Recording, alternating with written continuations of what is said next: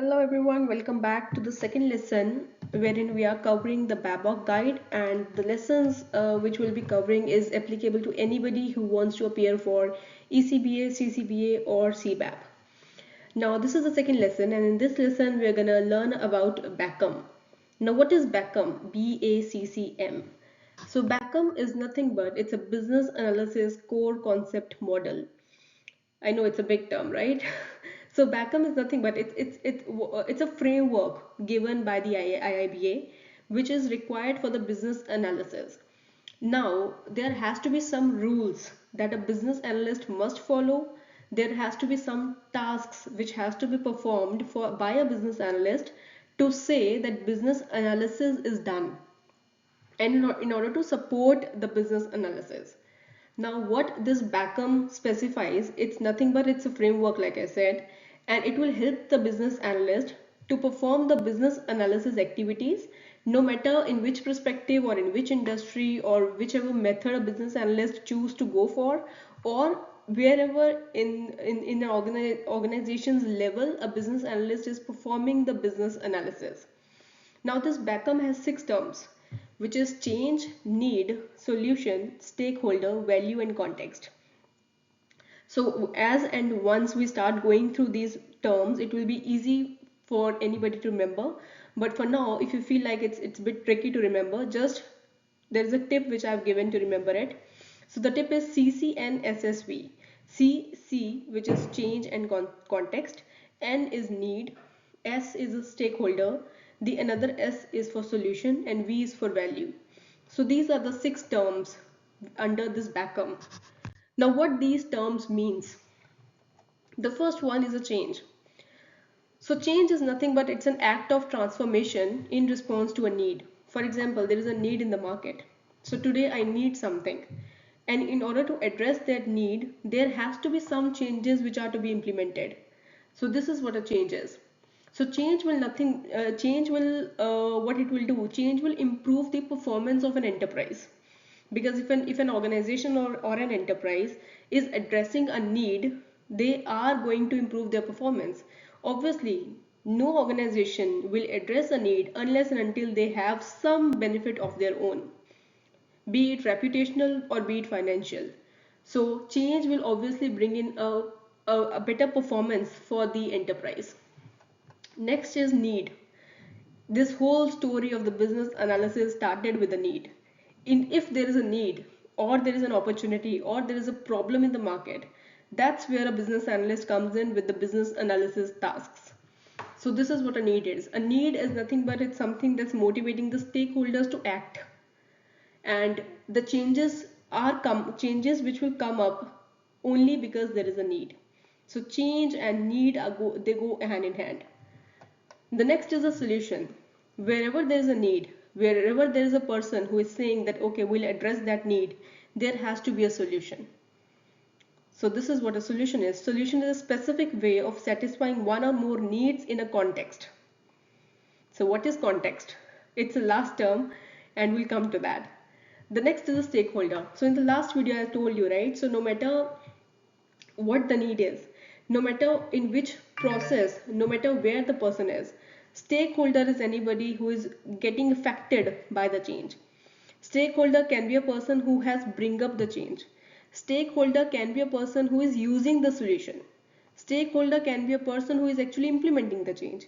So no matter how big or how small the person is impacted, if they are actually impacted by the change or the need or the solution, or no matter what activity we are performing during business analysis, that person or a group of persons is called a stakeholder. Now coming on to the value. Now what is value? A value is a worth, importance of or usefulness of something to a stakeholder. So value can be seen as a potential of or the realized returns or the gains or the improvements. So value can be financial, it can be reputational for the organization. So this value can be tangible or intangible. So what do I mean by tangible and intangible? So tangible value is something which is directly measured. For example, there is an organization which has implemented a new payment scheme for the customers. Now with this payment scheme, they are getting some money, they are getting some percentage of the money that everybody is transacting. Now this is nothing but a monetary or a financial gain that particular organization has got.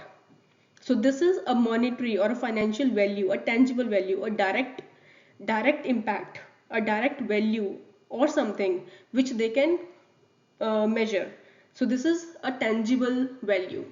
Now what is intangible? Intangible is nothing but it's something which you can't measure, but it is something which can be seen in the market. For example, reputation or the employee morale. For example, you are working in an organization which just started a year back, and today they are recognized as one of the biggest growing market, not only in one country but globally. So this is nothing but an employee morale, that it boosts the employee morale in order to force them, or in order to motivate them to do a better work. It's nothing but the country's reputation, and the country where the organization is operating, and also the company's reputation. So both are improved with this. So this is intangible value. So value is nothing but tangible or intangible. These can be two types. Tangible is something which can be measured very directly. Intangible is something which you can't measure it in numbers, but yeah, you can see the impact in the market. Coming on to the next, which is a context. Now these are the circumstances that influence, or these are influenced by and provide understanding to the change. So anything, whatever happens within a context. The context is everything relevant to a change that is within the environment. So whatever change is happening, there has to be a context to it. Wherever there is a need, there is again a context to it. You can't just simply say that you got up in the morning and you say that you need something different. There is always a context to it.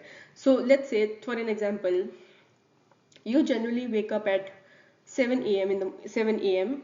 and you take bath, you get ready, have your breakfast, and then go to office. But one day you woke up at 7 and decided not to go to office, even though it was, for example, a Thursday. It's not a holiday, you are supposed to go to market, but your motivation of not going to market, not going to office, is because you have something, a personal work. Let's say your parents are visiting town, let's say you have to go out and help a friend, or let's say you're not feeling well. So there's a context to the statement, there is a context to the need that you wanted to stay home and not to go to office. So there's a context to it. So this is a context to a need. Now in order to make that happen, what you will do, you will call your manager, or you'll drop a mail to the team saying that you're not coming to the market, coming to the office. Right, so this is the change that you are bringing in your daily routine. So again, there is a context to it. So whatever terms we discussed in BACCM, these 6 terms are interrelated. Nothing can stay on its own. Wherever there is a change, wherever there is a need, there will be a change. And wherever there is a change, it occurred because of a need. And to need and change, there will always be a context. And then there are people who are impacted by it. These are called the stakeholders. And then wherever there is a need, wherever you want to bring in a change, you will have to bring in with the solution. And whichever solution you want to implement, it must give some value to each and every person. So this is how these 6 terms are related to each other.